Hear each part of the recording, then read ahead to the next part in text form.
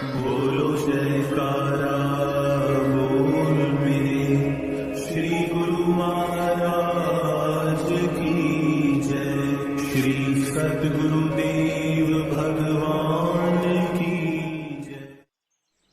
गुरुमुखो, इस दुनिया में कोई भी दुख का तलबगार नहीं है, फिर भी लाखों करोड़ों में कोई विरला भाग्यशाली जीव भी सुखी होगा। निर्धन धन के अभाव में दुखी है तो धनवान धन की सुरक्षा के लिए परेशान है। किसी को संतान न होने का दुख है तो कोई संतान से दुखी है। भाव यह है कि प्रत्येक इंसान किसी न किसी प्रकार की दुविधा में फंसा हुआ है। दुखी व परेशान ही दिखाई देता है, फिर सुखी है तो है कौन?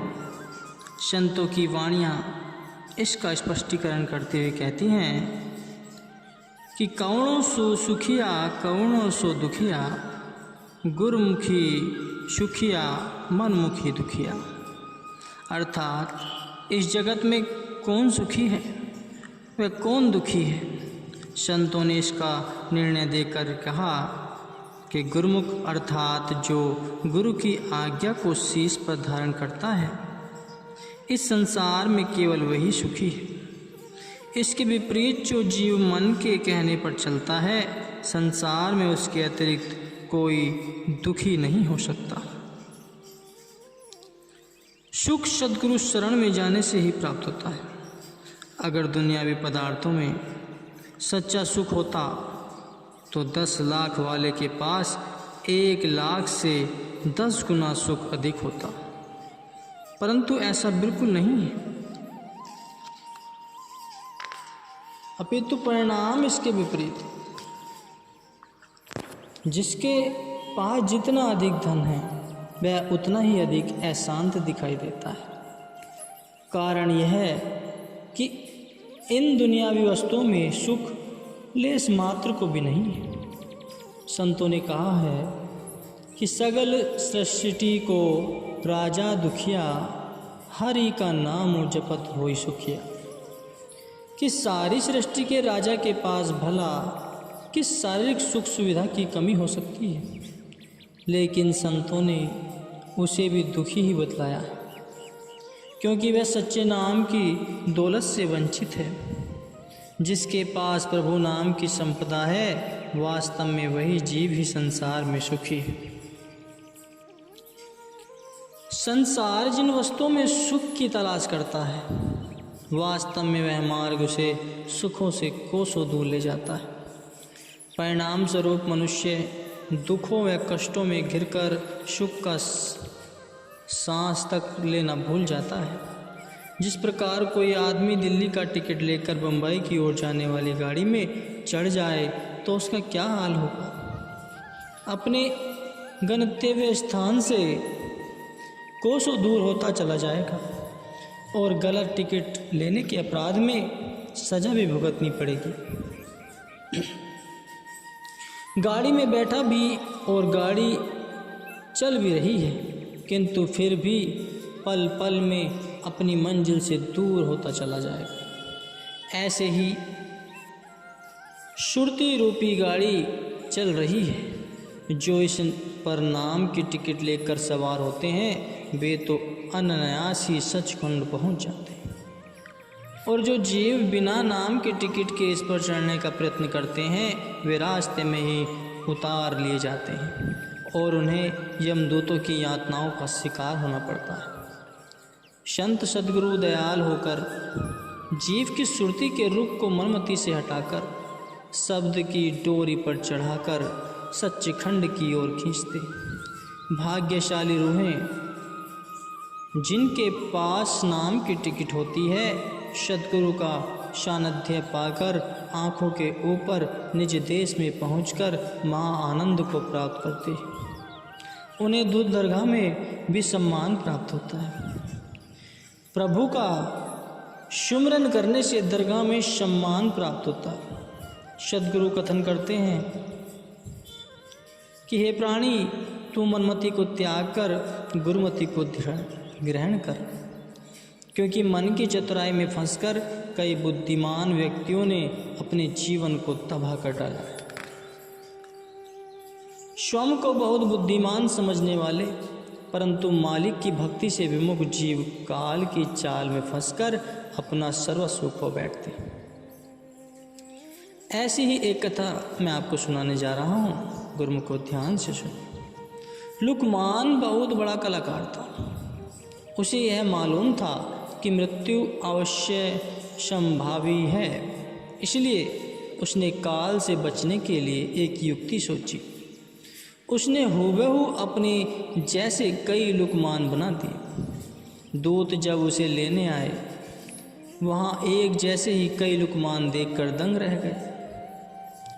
उन्हें यह समझ ही नहीं आया कि इनमें से असली लुकमान कौन है।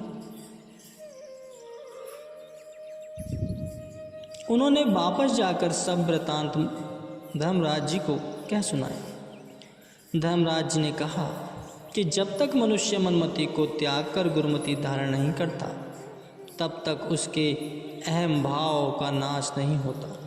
अहम भाव वाला प्राणी दंड से कभी नहीं बच सकता। गुरुवाणी में वर्णन आया है, अवर करतूती सगली जमू डाने, गोविंद भजन बिनु तिलु नहीं माने। अर्थात इंसान के सभी प्रयत्न यमराज के आगे विफल हो जाते हैं। परमात्मा के भजन सुमरन के अतिरिक्त मृत्यु किसी की भी परवाह नहीं करती। धर्मराज जी ने दूतों से कहा कि तुम प्रति एक बुत के आगे जाकर कहना कि वाह लुकमान, तुमने हूबहू अपने जैसे इतने बुत बनाकर कमाल कर दिया। बस यदि तुम एक गलती न करते तो हम तुम्हें कभी भी पहचान नहीं पाते। इतना कहने पर असली लुकमान अवश्य कहेगा कि मुझसे कौन सी गलती रह गई। तब तुम तुरंत ही उसे पकड़ लेना और कहना कि तुमसे यही गलती रह गई है कि जो तुम अपनी हौमे का नाश नहीं कर सके। यदि तुम्हारे अंदर मैं नहीं होती तो हम तुम्हें कभी भी पहचान न पाते। तुम्हारा अहम ही तुम्हारी मृत्यु का कारण है। महापुरुष वर्णन करते हैं, हमो दुर्गहु रोगु है, दारू भी ईशु माही, कृपा करे जो आपड़ी ता, गुरु का सबहु कमाही। नानकु कहे सुषणु जानहु इतु, समझहि दुख जाही। अर्थात अहंकार एक बहुत बड़ी बीमारी है। इसका उपचार करने की औषधि भी। यदि सद्गुरु जी की कृपा हो जाए तो जीव सद्गुरु के उपदेशानुसार चलता हुआ इस बीमारी से सदा सदा के लिए छुटकारा पा सकता है। सत्पुरुष कथन करते हैं कि गुरु शब्द से अहम का नाश करके जीव यम दंड व 84 के चक्र से मुक्ति प्राप्त करता है। इसके अतिरिक्त इस दुख से छूटने का अन्य कोई उपाय नहीं है।